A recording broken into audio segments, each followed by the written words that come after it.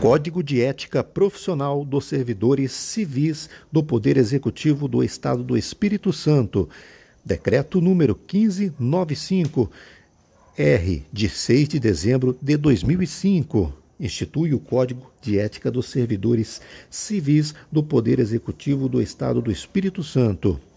O governador do Estado do Espírito Santo, no uso das atribuições que lhe confere o artigo 91, inciso 5º da Constituição Estadual, decreta. Artigo 1º. Fica instituído o Código de Ética dos Servidores Civis do Poder Executivo do Estado do Espírito Santo, que com este decreto se publica. Artigo 2º. Esse decreto entrará em vigor com 90 dias após a sua publicação. Código de Ética dos Servidores Civis do Poder Executivo do Estado do Espírito Santo. Apresentação: a busca pela transparência das suas ações e a necessidade de estabelecer critérios claros e objetivos para a conduta de seus agentes levaram o governo do Estado a elaborar o Código de Ética. Para dar legitimidade ao processo de elaboração do referido código, o governo estadual utilizou a consulta pública como importante instrumento de participação social e exercício da democracia. Agora, após todo o processo de discussão, entregamos à sociedade capixaba o Código de Ética Profissional dos Servidores Civis do Poder Executivo do Estado do Espírito Santo, instrumento de valorização do servidor e do serviço público. O decreto que institui o Código de Ética apresenta mais um passo no processo de reconstrução em bases modernas e republicanas das instituições públicas capixabas. Capítulo 1. Fundamentos. Seção 1. Dos princípios fundamentais. Artigo 1º. São princípios fundamentais a serem observados pelos servidores públicos civis do Poder Executivo, abrangidos por esse Código. 1. Interesse público. Os servidores públicos devem tomar suas decisões considerando sempre o interesse público. Não devem fazê-lo para obter qualquer favorecimento para si ou para outrem. 2. Integridade. Os servidores públicos devem agir conscientemente em conformidade com os princípios e valores estabelecidos nesse Código e na legislação aplicável, sempre defendendo o bem comum. 3. Imparcialidade. Os servidores públicos devem se abster de tomar partido em suas atividades de trabalho, desempenhando suas funções de forma imparcial e profissional. 4. Transparência. As ações de decisões dos agentes públicos devem ser transparentes, justificadas e razoáveis.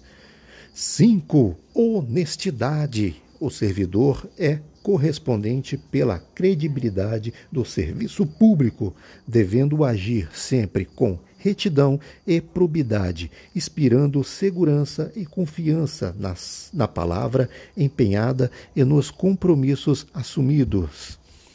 6. Responsabilidade.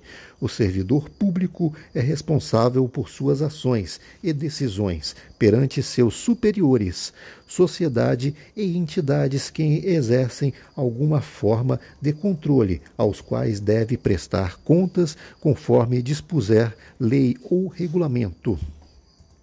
7. Respeito. Os servidores públicos devem observar as legislações federal, estadual e municipal, bem como os tratados internacionais aplicáveis. Devem tratar os usuários dos serviços públicos com urbanidade, disponibilidade, atenção e igualdade, sem qualquer distinção de credo, raça, posição econômica ou social. 8. Competência. O servidor público deve buscar a excelência no exercício de suas atividades, mantendo-se atualizado quanto aos conhecimentos e informações necessárias, de forma a obter os resultados esperados pela sociedade. Seção 2 dos deveres do servidor público. Artigo 2º. É dever do servidor público: 1. Agir com honestidade e integridade no trato dos interesses do Estado. 2. Exercer com zelo e dedicação as atribuições do cargo ou função. 3. Tratar com cortesia, urbanidade e atenção os demais servidores públicos e os usuários do serviço público. 4. Ser assíduo e pontual no serviço. 5. Guardar sigilo sobre os assuntos do órgão. 6. Ser leal às instituições constitucionais e administrativas a que servir. 7. Observar as normas legais e regulamentares.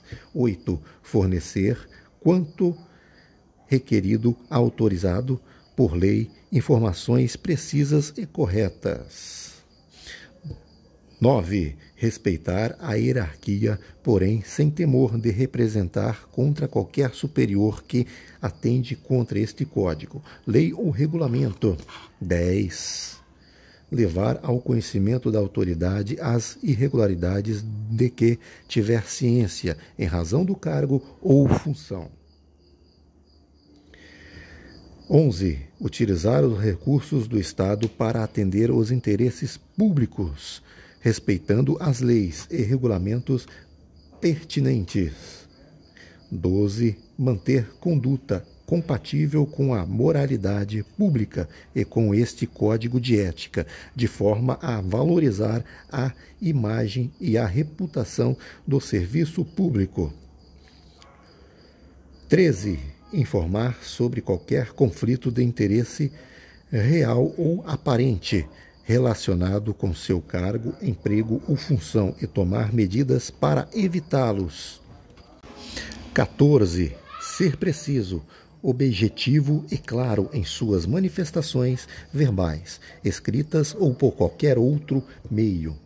Suas manifestações devem representar o seu entendimento da questão e não atender a interesses de superiores, fornecedores, usuários ou outra parte interessada. O mesmo se aplica à emissão de documentos, certidões, atestados ou equivalentes, e a registros contábeis, financeiros ou administrativos. 15. Representar contra ilegalidade, omissão ou abuso de poder de que tenha tomado conhecimento, indicando elementos de prova para efeito de apuração em processo apropriado. 16. Quando em missão ao exterior, comportar-se de forma a reforçar a reputação do Estado e do Brasil. 17. Respeitar a outros códigos de ética aplicáveis em razão de classe, associação ou profissão. Artigo 3º. É dever ainda do servidor, diante de qualquer situação, verificar se há conflito com os princípios e diretrizes desse código, devendo questionar se: 1. Seu ato viola lei ou regulamento. 2. Seu ato é razoável e prioriza o interesse público. 3. Sentiria-se bem caso sua conduta fosse tornada pública. Parágrafo único. Em caso de dúvida, o servidor deverá consultar as respectivas comissões de ética. Seção 3 das vedações. Artigo 4º. Ao servidor público é vedado: 1.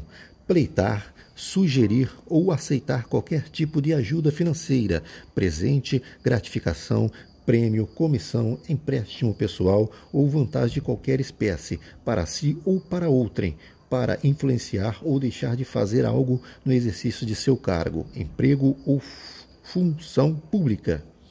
2. Utilizar pessoal ou recursos materiais do Estado em serviços ou atividades particulares.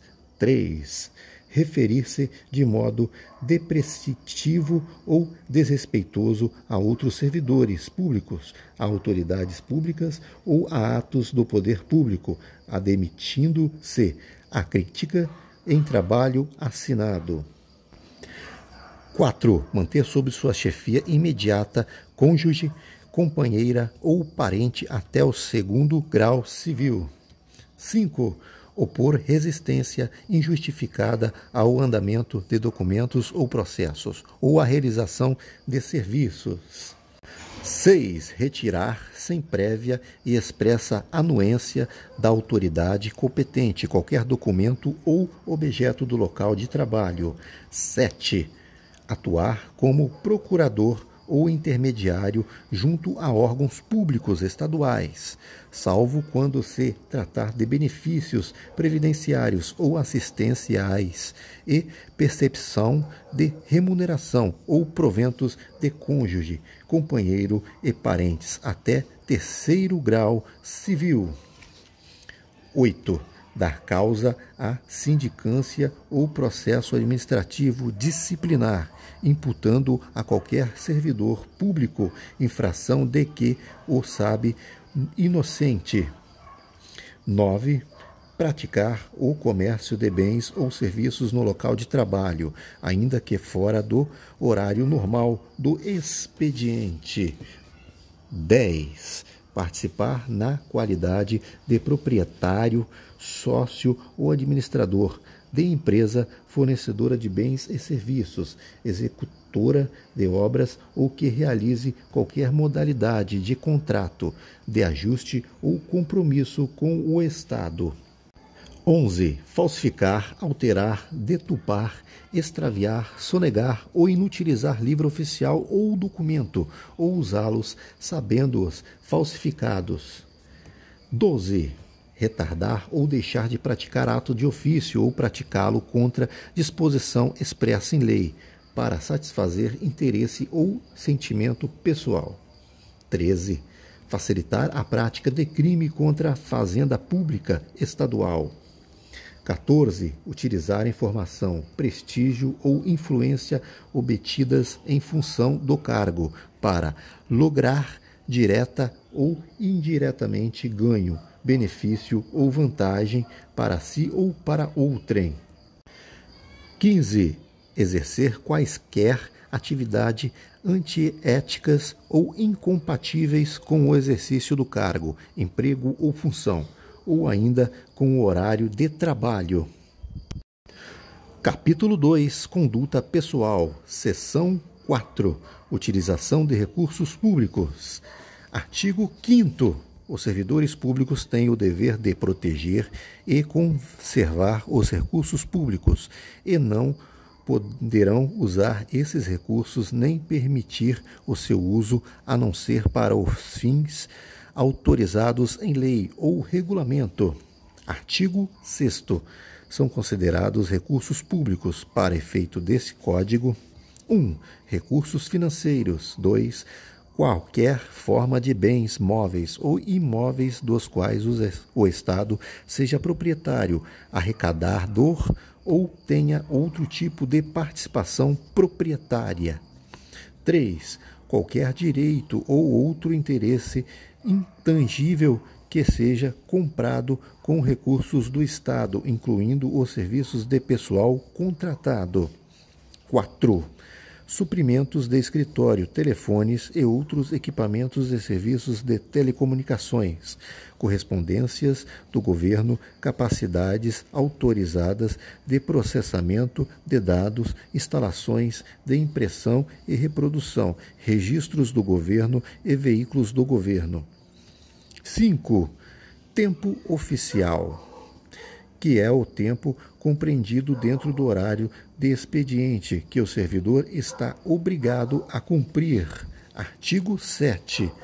A utilização de recursos públicos para fins particulares, como atividades sociais ou culturais, reuniões de empregados e outras, deve limitar-se àquela autorizada em lei.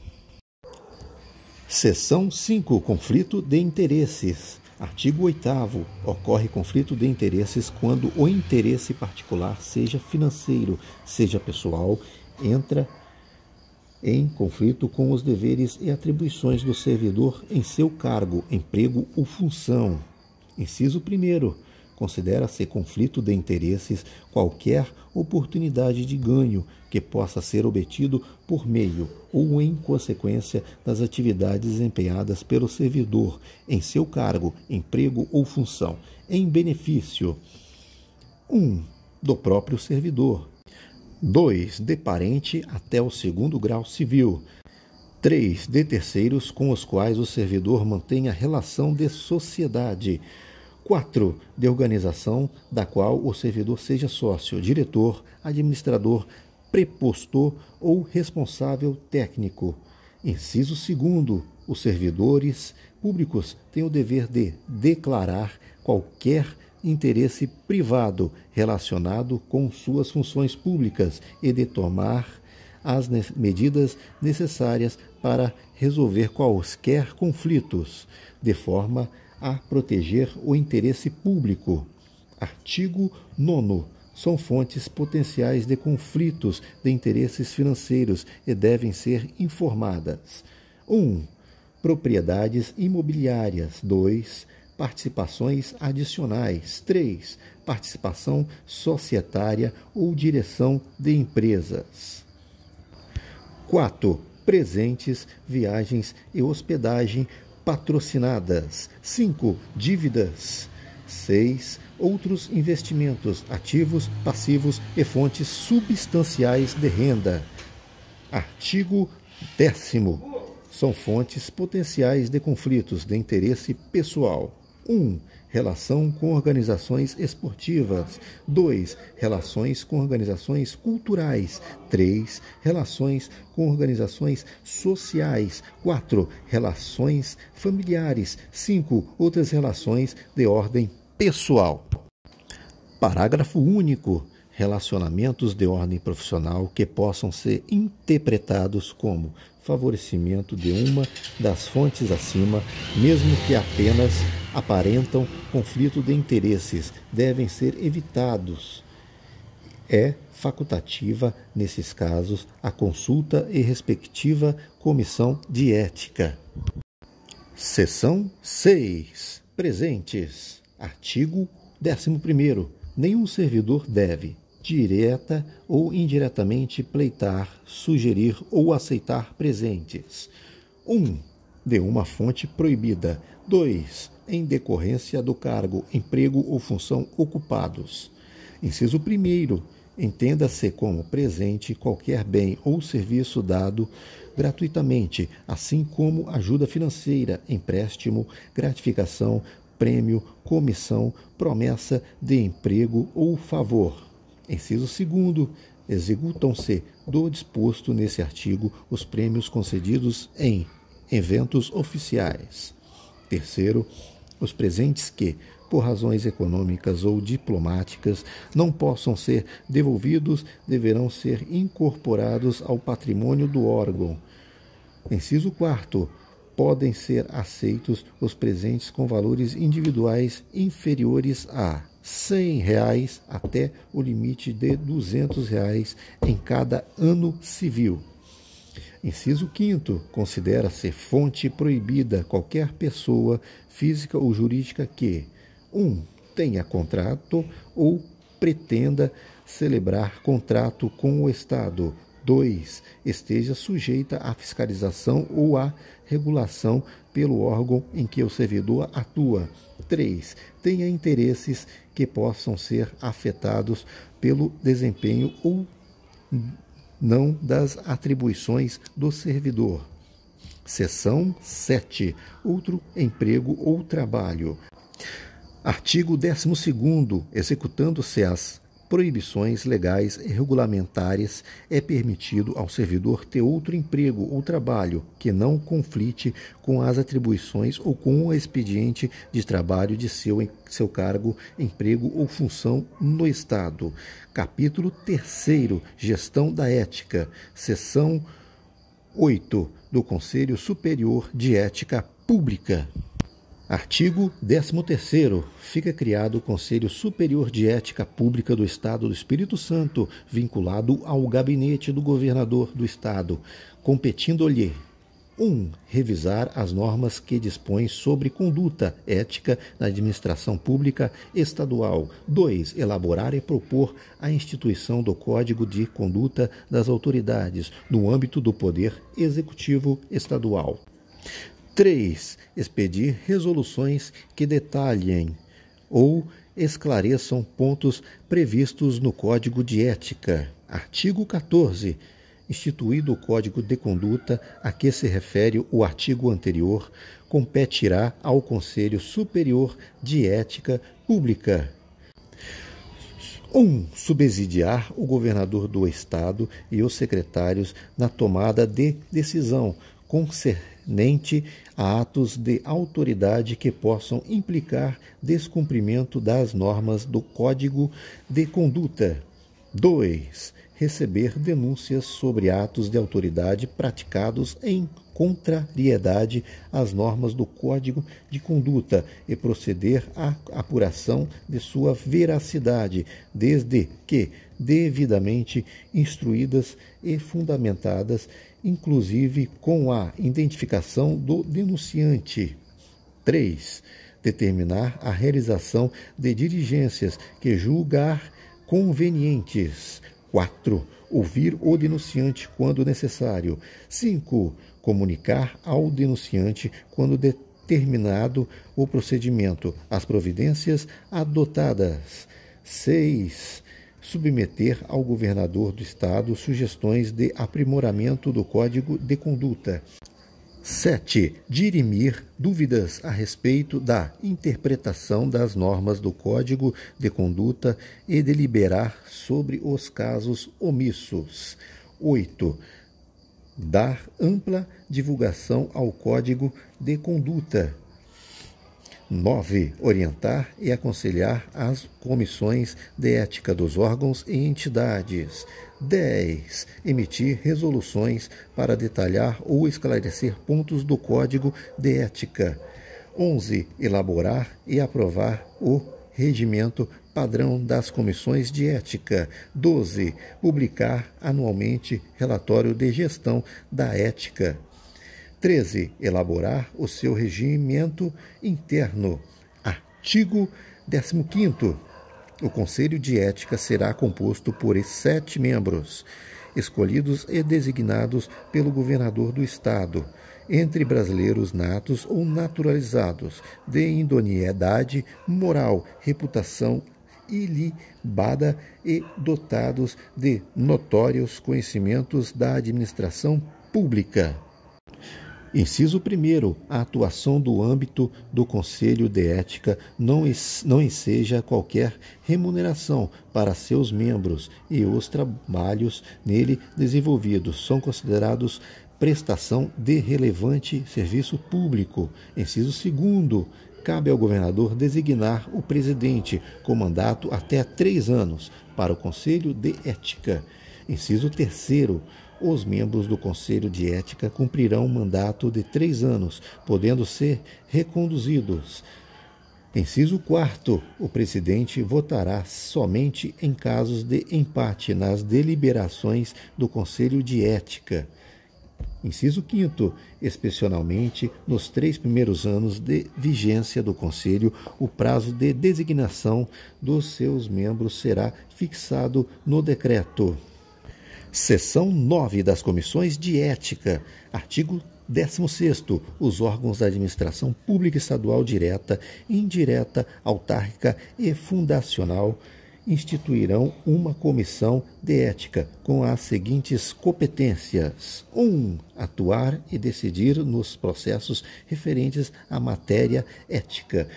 2. Requerer à autoridade maior do órgão ou entidade a aplicação das penalidades. 3. Promover a manutenção de alto padrão ético. 4. Divulgar este código de ética. 5. Assegurar continuidade, clareza e consistência no propósito da manutenção da ética. 6. Orientar e aconselhar os servidores sobre suas condutas de ética. 7. Elaborar o seu regimento interno, tendo como base o regimento padrão aprovado pelo Conselho Superior de Ética Pública. Artigo 17. As comissões de ética serão integrados por 3 servidores, sendo no mínimo 2 efetivos respectivos suplentes, não podendo a escolha recair em servidores que tenham sofrido sanção disciplinar ou censura nos últimos 3 anos. Inciso 1.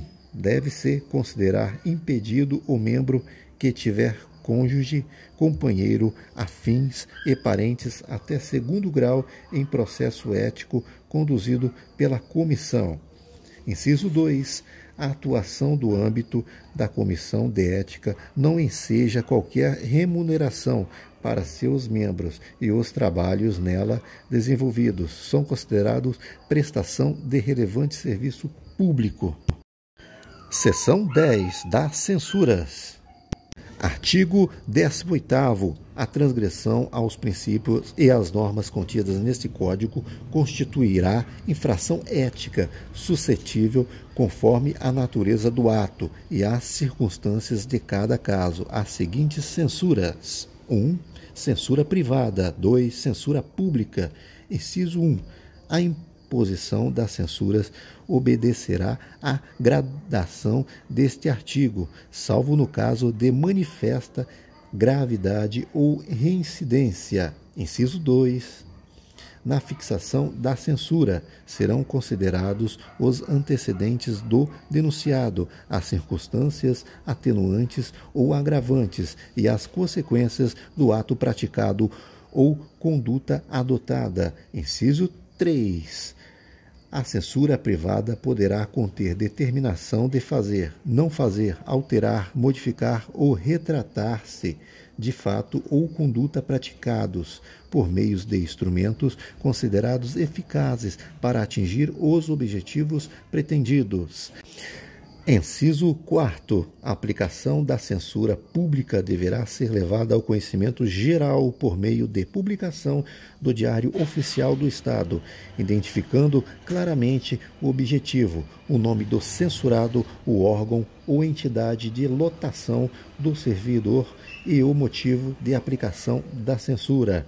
Inciso 5º. Qualquer censura pública ou privada deverá ser informada à unidade responsável pela gestão dos recursos humanos para registro nos assentamentos funcionais, com aplicações quando previsto em lei ou regulamento, nos processos de promoção, bem como nos demais procedimentos próprios da carreira do servidor. Artigo 19. Os procedimentos a serem adotados pela Comissão de Ética para a apuração de fato ou ato que, em princípio, se apresente contrário à ética em conformidade com este Código, terão o rito sumário, ouvidas apenas as partes interessadas, nos termos estabelecidos em regime próprio. Parágrafo único. Poderá a Comissão de Ética, dada eventual gravidade da conduta do servidor ou sua reincidência, encaminhar a sua decisão e respectivo expediente para a Comissão Permanente de Processo Disciplinar do respectivo órgão, se houver e, cumulativamente, se for o caso, a entidade em que, por exercício profissional, o servidor público esteja inscrito para as providências disciplinares cabíveis. O retardamento dos procedimentos aqui prescritos implicará comprometimento ético da própria comissão, cabendo à comissão de ética do órgão hierarquicamente superior ou seu conhecimento e providências. Seção 11 da denúncia. Artigo 20. A denúncia, para efeito deste Código, compreende a formalização de informação na qual se alega uma transgressão ao Código de Ética por um servidor ou por servidores de um órgão ou entidade pública. Artigo 21º. A denúncia deve ser encaminhada à comissão de ética do órgão em que o denunciado atua e deve conter 1. Nome ou nomes do denunciante ou denunciantes. 2. Nome ou nomes do denunciado ou dos denunciados. 3. Prova ou indício de prova da transgressão alegada. Inciso 1º. Na ausência da comissão de ética, a denúncia deve ser encaminhada para o titular do órgão ou para o Conselho Superior de Ética Pública. Inciso 2º. Os procedimentos tramitarão em sigilo até seu término, só tendo acesso às informações as partes, seus defensores e a autoridade judiciária competente. Seção 12. Disposições gerais. Artigo 22º. Para fins de apuração de comprometimento ético, entende-se por servidor público todo aquele que, por força de lei, contrato ou de qualquer ato jurídico, preste serviços de natureza permanente, temporária ou excepcional, ainda que sem retribuição financeira, desde que ligado direta ou indiretamente a qualquer órgão do poder estatal, como as autarquias, as fundações públicas, as entidades parentatais, as empresas públicas e as sociedades de economia mista, ou qualquer setor onde prevaleça o interesse do Estado. Artigo 23º. Em cada órgão do Poder Executivo Estadual em que qualquer cidadão houver de tomar posse ou ser investido em função pública, deverá ser prestado perante a respectiva comissão de ética um compromisso de acatamento e observância das regras estabelecidas por este Código de Ética. Código de Ética dos Servidores Civis do Poder Executivo do Estado do Espírito Santo. RC Prime Concurso.